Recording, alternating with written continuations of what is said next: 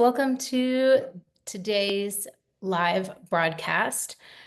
Hello to everyone in the community and Overwhelmed Solution for Moms. Welcome to our new members. It's so exciting to see this community grow with more and more mothers who are looking for help with conscious parenting, who are looking for help with how to be strong as an empath or a highly sensitive mom, and setting your boundaries and in building amazing relationships with your kids and overcoming these old patterns that create overwhelm. That's what this mission, this group, my client work, that's what this is all about. If you don't know who I am, my name is Honor Janetsky. I am a therapist and a coach of 20 years, and I've been helping clients and really perfecting this system for the last 12 years of how to do motherhood in a way that is just right for you in terms of how you honor your own sensitive nature, your own empath abilities, tuning into your kids, but without merging with them or taking on everyone else's energy, without taking too much responsibility for what other people are feeling or their own happiness. Because what happens is you lose your own happiness when you do that. And I know because I've lived through that and have deconstructed a lot of that in my own life, and have created a beautiful system for moms that I teach in Awaken Motherhood. And I'm going to be sharing a little bit about that here today and how you can learn about that and come and even be a part of it in my next free workshop. So today in this week's broadcast, we're going to be talking about what it means to be an empath. And I'm going to share with you 3 unmistakable signs that you are an empath, in case you're not sure, in case you don't know if this is you or not you. We're going to be diving into that, what it looks like. And then also we're going to be covering some of the ways that you may be coping, that you don't even realize you're doing these things because of your nature, the way you're hardwired, your empath qualities, or that you're highly sensitive and you don't know that you've been compensating for that since you became a mom or longer. In these ways that are not helpful, in these ways that cause exhaustion for you, resentment, and we'll go into what some of those are so that you know what to avoid. And then we're going to talk about the #1 coping strategy that's so harmful to your connection with your kids. It is, and nobody realizes it. It also wrecks marriages, and it's the thing that once you know it and you hear it, you're going to be able to see it everywhere where you're doing it in your life. And that's going to be really empowering for you as a way to open the door to some of these kind of patterns that aren't working for you. Some of these things that you're wanting to up-level and change. Okay, and so let's just go ahead and let's dive in. And you guys can drop questions as we go, and you can say hello when you come on. Let me know where you're watching from, as always. I love to know who's here with me and who's on today. Quick announcement, the weekly live broadcast is going to be moving up a day to Wednesdays at an hour later. So you'll hear about that in the post, but be sure you're following in this group, Overwhelmed Solution for Moms, on Facebook if you're watching here, or subscribe to my YouTube channel, although that's more of a watch the replay type of place. And make sure that you're following on my business page too. You can get announcements about free offers, weekly topics I'm covering, things you can join for free in all those places. So the business page is under my name, Honor Janetsky, Awaken Motherhood, the company name. And you can find me in any and all of those places. So let's dive in. Okay. So motherhood as an empath or highly sensitive person, I'm not going to go into the difference between those two and the distinction between those two right now. There's a lot of overlap for a lot of people. I'm going to focus more on being an empath today, but often empaths are also embodying some traits of being a highly sensitive person, some highly sensitive traits. There's a lot of crossover for me. Highly sensitive can mean a lot of things. It can mean most people, there's a bit of misconception around it that highly sensitive means you're sort of weak emotionally, and that's not at all the case. It might mean you're a deep feeler. It might mean you're a big sensor. You sense a lot of things. You pick up a lot of things. You feel what other people are feeling without it being named. That's also an empath trait. We'll go into this more in the 5-day workshop coming up, and I'll share that link with you in a sec. But let's first talk about motherhood as an empath. Um, so here's how you know, and I'm going to name these 3 unmistakable traits, and there are more, but these to me, when I sift through all the things I've seen with my hundreds and hundreds of clients I've helped who are very empathic, who are struggling with overwhelm before they come to work with me, who are struggling with anxiety, who are feeling tapped out, depleted, and all of this is a part of the symptoms around being an empath and a mom who's overgiving or overfeeling or taking responsibility for what other people feel. So number one, the first unmistakable trait is that it is hard to tolerate when other people you care about or you're around are upset. It's hard for you to be around that, and it's hard for you to see it, and it's hard for you to tolerate it. And you want to step in and stop it from happening. Happens with kids all the time, moms and kids. So you go out of your way to try to prevent people from getting upset or to stop the flood of emotions when they come. Why do we do this? Because we feel it so intensely in our bodies. So as you guys listen and as you guys hear these signs, I want you to share in the comments here or in the chat, wherever you're watching, if this is something that you have experienced in your own life. Okay, chime in. Say yes if you have noticed that you don't like when people show you their tough feelings, or you don't, it's really hard to tolerate when your kids get flooded or they spill over emotions. They get very upset or angry, and you just want to fix it right away. You want to fix it. You want to make it go away. You want to make it better for them. And there are lots and lots of reasons why empaths do this, but the main one is because it's hard to feel all of that intensity that someone else is feeling in your own body. Okay? I even do this when I'm reading books. I was reading a really intense book the last couple of days, and even though I loved it and have been totally drawn in for 48 hours, I blew through it. I couldn't put it down. It was so good. I was so identified with this character. My daughter does this too, who's an empath. My teenage daughter, when she reads, so swept up in the story, just consumed with the feelings of this character, like as if I was living her experience. That's an empath thing. Okay, so if that's you, say yes. All right, that's number one. Number two, you take on the emotions of others as if they are your own, and especially if we're talking about in relationships, close relationships with your child, with your spouse, especially stress and sadness. Okay. And the reason why you do this, I'm giving you guys a little bonus sneak peek of the understanding piece of it today. The reason why you do this is because you want to fix it and make it better for them. You don't want people that you love to suffer. Is that kind of generally true for a lot of people who are loving people? Yeah, to a certain extent, but only empaths will go that extra mile of trying to make it our own. We try to make it our own. We try to take over the experience. Is this you? Say yes if this one is you. Taking on the emotions of others, sadness, stress. Sometimes you might have the sense, if you're doing this, that you are so saturated. You are consumed. You are so saturated. You are heavy with other people's emotions or energy, and you just cannot shake it off. Okay. If you're more of you experience things somatically in your body, that's how that feels.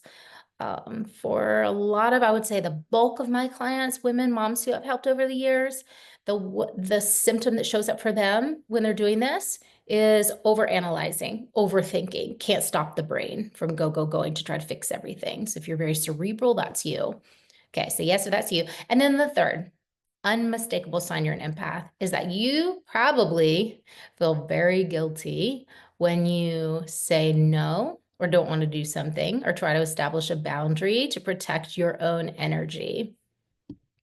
Now, we could talk all day about how this became a thing, and we could talk about our parents and the generation before that, but I'm just going to keep it really simple for the sake of this point today. You feel guilty when you think of telling your child, no, you can't have that, you can't do that, or saying to a partner or a spouse, I don't want you to go and do that because I need to take care of me. I need to do those things for me. If this feels like a foreign language to you, the words that I'm speaking, because you can't even imagine doing that, that is a part of being an empath or highly sensitive that keeps you kind of tangled up in worrying about what other people are gonna feel. That circles us right back to the number one sign. Why do we care about that? Because it's hard to tolerate if someone else gets upset. So a lot of my empath clients will have been tiptoeing around, walking on eggshells around their spouse's potential feelings, upset, um, even judgment, um, about various things, how they parent, how they choose to spend money. The list is endless. Tiptoeing around, walking on eggshells because they anticipating like anger that's coming and not wanting to touch base with that. It's just, why? It's so hard when you don't have a system for how to do that. You're just kind of wandering through the wilderness. It is overwhelming. It's so overwhelming, and it's not your fault. None of these things are your fault. It's beautiful to be an empath, and it's beautiful to be highly sensitive. It is an incredible gift. It is an incredible gift to be able to feel what others are feeling or know what they need or anticipate the needs of your kids. It's a beautiful gift to be able to know when one of your kids is a little bit off or a little bit upset, to be able to take a quick glance at your spouse or your partner and go, uh, he or she is upset, something happened. That's because you have a gift that you can do that. Not everyone can do that. So I'd love to just take a time out here and just ask you guys, at what point, those of you who are empaths who listen to this, if you're watching the replay, same, at what point in your life, like how old were you when you first realized that you might work this way and it might be different from how everybody else works? And if it's that day is today, just say that's today. This is the first time I'm realizing that. So how old were you? Maybe you were a little kid or a teenager when you first realized that you could pick up on what other people were feeling, or maybe you were a new mom and you realized that you always knew what your baby needed, or that you could anticipate when your child, your young child was worried or scared about something without them telling you or showing you even. Okay, so how old were you when you first knew that you were like this? When you first realized maybe not everyone's like this. And I think two different answers. For me, I was young, very young, when I realized I worked this way, but I thought everyone worked this way. And I didn't know that it was unique to be able to feel other people's stress in my own body. So it's an unfortunate sort of manifestation.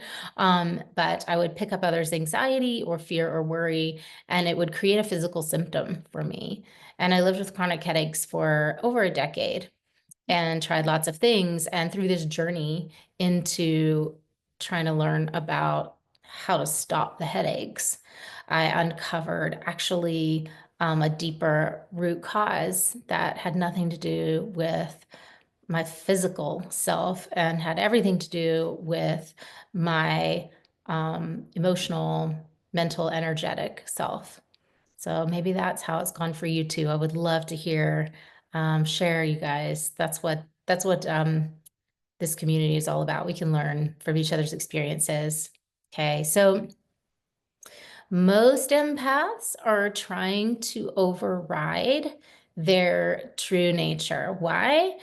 It's inconvenient, it's heavy, it's a lot to hold space for so many other people, and it just doesn't make you feel good a lot of times. If you don't understand how to operate in an empowered way, within your gifts as an empath. Most people are just trying to kind of push through, bulldoze through their empathic traits. And the result of that is this: you will feel overstimulated, touched out if you have young kids, tired and heavy, that saturated feeling, drained, empty, uh, along the lines of the emptiness, floaty, ungrounded, floaty. That happens a lot when you connect with someone else who's depressed. You will feel floaty, ungrounded, kind of even numbed out, headache, that kind of thing. And if you don't suffer from depression, you will notice this and you will think, what is wrong with me? Why, after I just spent time with that one person, am I having all these feelings? You've got a partner who's depressed. Why am I so like, ugh, feeling the stickiness, this heaviness? It can be your partner's depression. Okay. So I would say the number one coping strategy that that I have seen my clients, empaths that I know as well personally, use to cope with life before they understand or really have a system that works for them with the emotions is avoidance. Just avoidance, avoiding upsetting other people, avoiding hard conversations, avoiding going after what they want, avoiding saying the thing they need to say to their husband or partner, the truth telling, because avoiding it seems like a lot of work. If I have that conversation, then oh my God, that's already, oh my God, I'm gonna have to process and feel all of these emotions if I do that. It's gonna lead to something bigger and worse if I do that. And the truth is that avoiding only makes things worse. And you know this, and I'm not telling you anything new, but avoiding, tiptoeing around, walking on eggshells. The reason why you do that is because you're not like prepared. You're not empowered to face the thing and deal with it productively. You kind of intuitively know this. It's not time yet, which means I'm not ready yet. I don't know how. That's the translation. So raise your hand if you've had something in your life come up like this, where you've experienced this. I don't know how, I'm not ready yet. I am still feeling overwhelmed or stuck or, whatever it is. So raise your hand and tell me if that's you. Just drop me a little raise hand emoji there, or hit the like button and let me know if that's you. Yeah, and a lot of people are doing that. We're doing that when we don't know how to address something. We don't know how to kind of process what we're feeling and not do it for everyone else too. You actually need a strategy as an empath, as a highly sensitive. You need a strategy that empowers you to stay connected to you rather than merging with someone else. It's called enmeshment. Empaths do it all the time.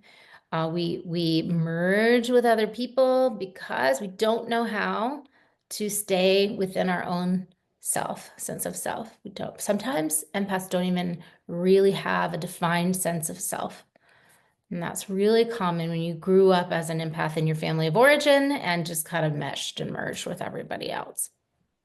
So what you need is a strategy, a practical strategy that you can follow that will empower you to stay grounded within you, your own energy, to know what you want and how to communicate your needs. And it may sound big and hard, and it's not. It's really not.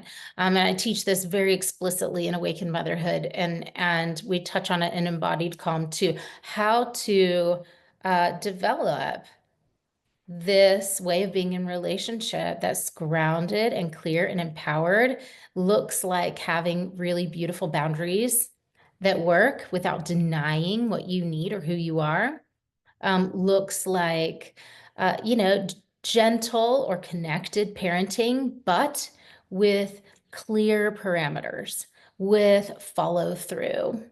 Looks like the ability to Stay in your own lane and not absorb other people's emotions or their junk, not have to walk on eggshells anymore, being around someone else, but to kind of be able to hand their emotional stuff back to them. It's a beautiful thing to do that as a mom. Beautiful. It's so empowering for a child to be able to learn what they feel and how to move through it and develop those emotional intelligence skills. That's what we want for our kids. That's what you want for your kids. Trust me, even if you don't know it yet. So to be able to hand them back at a certain age, and I'm not talking about 0 to 3, or for some kids 0 to 5, for some kids a little longer. I'm talking about more 5 and up, to be able to allow a child 3 and up for some kids to have their experience, to not stop it from happening. But if you're going to be that kind of mom, you have to train for it. You have to understand what's behind this.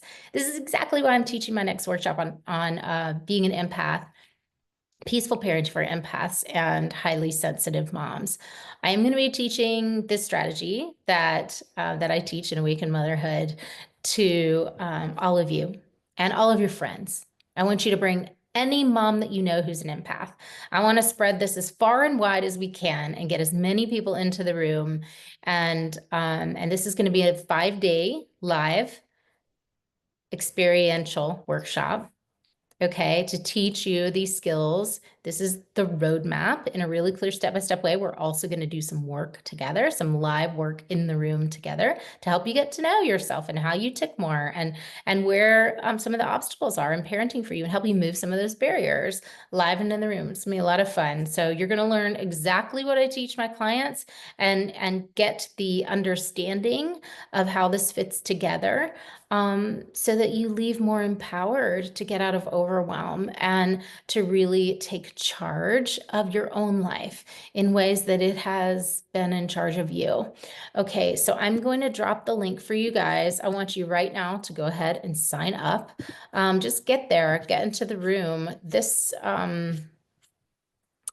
Facebook Live is being tricky for me. It's not showing me. Can someone, if you guys are here, can you click the like button and drop a comment and maybe it will reset for me? It's kind of stuck in a loop and it's not giving me the comments window here. The technology leaves a little bit to be desired. Let's see if that works. If you can do that. That would help. Yeah, it's just blinking in and out. It's not allowing me. Let's see. Okay, so you can click here for details. Let's see if this one will work. Oh, might have worked. Okay, I hope that's it. Okay, so you can see the link.